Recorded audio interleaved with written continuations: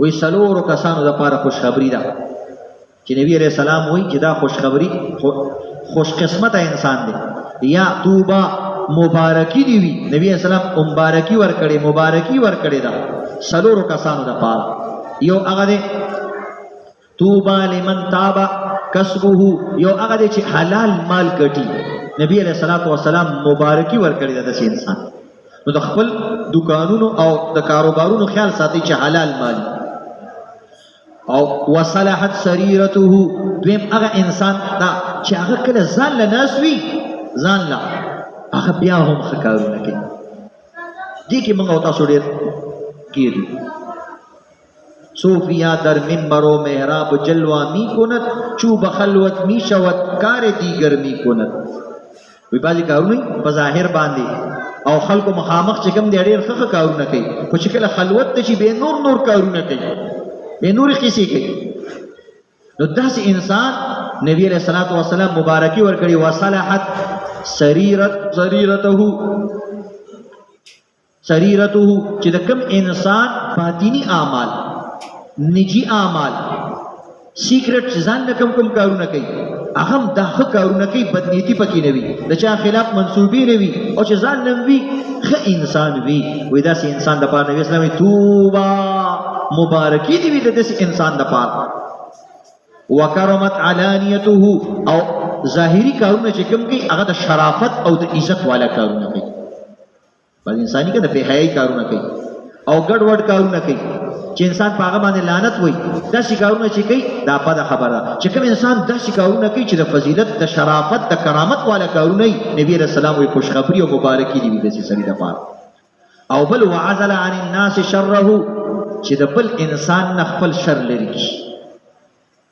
شر چاله تکلیف نه ورکوي داسې انسان چې بې ضرره انسان وي نبی اسلام وایي دته د مبارکي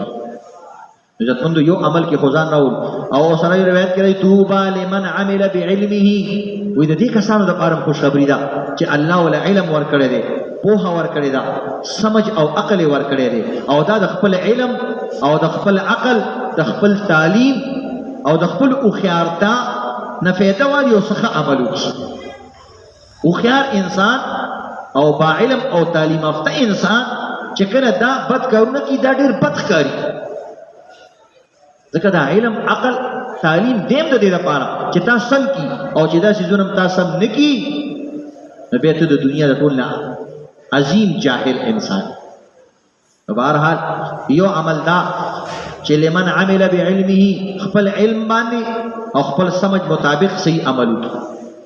وانفق الفضل من ماله او چې د سر کوم زیاتی مالونه دي بالکل ضرورت ورته نشته دا په دې کې خرچه کوي په خلکو باندې په غریبانو باندې یارانو دوستانو باندې خپل عزیزانو رشتہ دارانو باندې نیک عمل خلکو باندې په دې باندې خرچه کوي نبی اسلام دې د پاره خوشخبری ده او وامسك الفضل من قوله دویم دا دې خپل گفتار د لغویات او د فضولات خبرونه دا خالق خپل جبر ایثار کی خپل خبري رئیساری کی او غلط خبري نه کوي ګډ وډ نه کوي نو د دې لپاره خوشخبری ده نو عزتمندو دا څومره عملونه چې تاسو ته بیانېږي دا فضیلتونه دا خبرې د دې لپاره چې دا زموږ ژوندۍ کې راشي چې یو خبره د جمعې په یو مونځ کې او په یو بیان کې زده کو او په دې عمل وکړو نو ورځ په ورځ به زموږ ژوندۍ کې رڼا راځي دا علم چې کوم دی رڼا ده او چې رڼا تا کې رانه ولي نو ډیوه د سره شته بلب د سره شته خو بلې نه او فایده دل نه درکې نو دی وجه نه عزتمندو یو ځل نبی علیہ الصلوۃ والسلام نے یو صحابي عجیبه تاسو دنیا کې بهترین انسان هغه دی چې د دعاګانې قبليږي دا یاد لرئ بهترین انسان هغه دی چې د دعا قبليږي ځکه دعا کې ته به هر شی غوښتې شي نو چې څو غواړې بدل الله درکې نو ته به کامیاب مې او ته به ترقۍ ته ورسېږي ته به خوشاله بچي به نه خوشاله او دعا هر څوک غواړي چې د کوم انسان هر دعا قبليږي دي ته وایي مستجاب الدعوات د انسان ته وایي کیسه مستجاب الدعوات دعوات دعاګانو ته وایي مستجاب معنی قبول شوی دعاګانې بعض انسان داسې وي چې داغه دعا قبليږي مستجاب الدعوات نو هغه دعاګانې غوښتل پکار چې مالم دعا وکړه نبی علیہ الصلوۃ والسلام ته یو صحابي فرمای یا رسول الله زبا مستجاب الدعوات څنګه جوړ شم؟ مستجاب الدعوات سعد ابن وقاص رضی اللہ تعالی عنہ نبی علیہ الصلوۃ والسلام ته یا رسول الله ادعو الله ان يجعلني مستجاب الدعوه. یا رسول الله ما ته دا دعا وکړه چې زه مستجاب الدعوات شم، چې دعا کوم لاس اوچتوم او الله قبلې. موږ چېرته په دعا کې دا دعا نه ده ویلې، دا دعا کول یا الله زما ما مستجاب الدعوات جوړ کړي. د ټول ناول دعا کې دا ویل خدای پاکه زما دا دعا قبول کړي، یا په اخره کې یا الله څنګه چې موږ اخره کې ویو ربنا تقبل منا انك انت السميع العليم، یا الله دا دعاګانې زموږ قبول کړي، دا بهترین عمل دی. نبی علیہ السلام ته صحابي وای یا رسول الله ما له دا دعا وکړه چې زه مستجاب الدعوات شم، چې دعاګانې مې قبلېږي. نبی علیہ الصلوۃ والسلام ته فرمای یا سعد د دې یو طریقه ده، دغه طریقه خپله کړه نو ته به مستجاب الدعوات جوړ شي. یا رسول الله سامن دے وی یا سعد اے سعدہ اتب مطعمکا تکن مستجاب الدعوہ. اے سعدہ تا حلال مال خورا و حلال مال گٹا، اللہ بتا مستجاب الدعوات. نو د دعا قبل دلو سره عزتمند دو خبرې ډېر ضروري دي، اکل حلال او صدق مقال. حلال مال خورل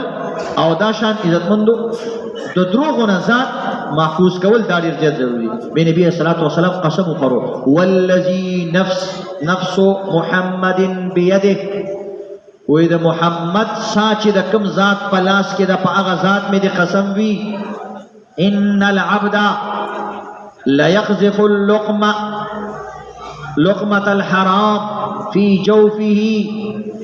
ما يتقبل منه عمل 40 يوما.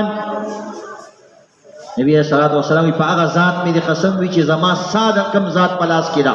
هغه رب کائنات مې د قسم وی چې الله رب العزت دا هغه انسان سلوي خورز عمل نه قبلې چې د چا په خېټه کې حرام لقمه لاړ شي.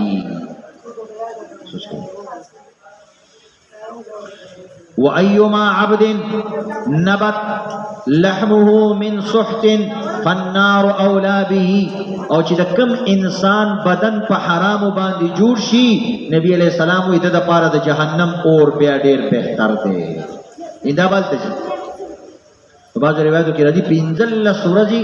عمل د انسان نه قبليږي، او بعض روایتو کې سلوي خورځي عمل د حرام خور انسان نه قبليږي.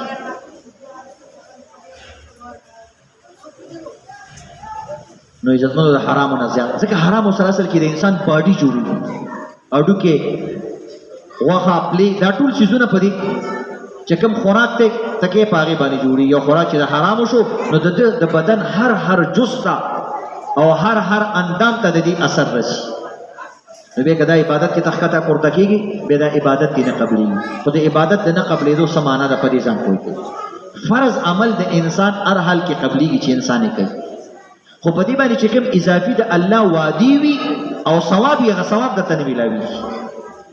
نو د دې مطلب دا نه دی چې حرامخور سړی به مثلا حلال مال شروع کړو ټول منځونه به دوباره کوي، داسې نه ده. بس صرف حرام د دې مطلب دا دی چې حرام مال د خپل مال نه لرې کوي او ورې کوي خپلو مالکانو ته.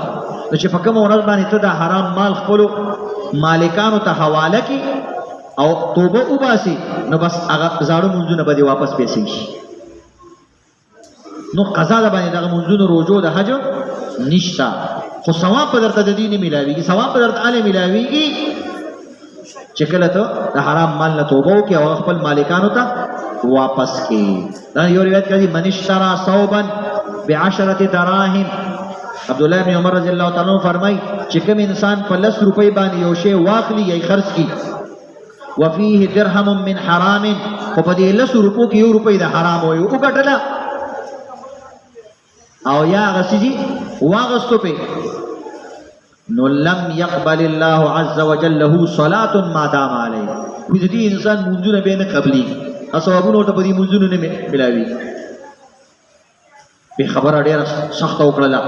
نو خلکو ورته داسې کتل چې عجیبه خبره دې وکړله چې د دې انسان مونږ نه قبلېږي نو بیا داسې چلو کو چې دا دواړه ګوتې په دې غوږونو کې دننه کړې ثم ادخل اصبعيه في اذنيه ثم قال او دا غوږونو کې ثم تا ان لم يكن النبي سمعته يقول واذا ما غوږونه دي کانه شي کدا خبره ما د نبی عليه السلام نه اورېدلې دا ما د نبی عليه الصلاه والسلام نه دا خبره اورېدلې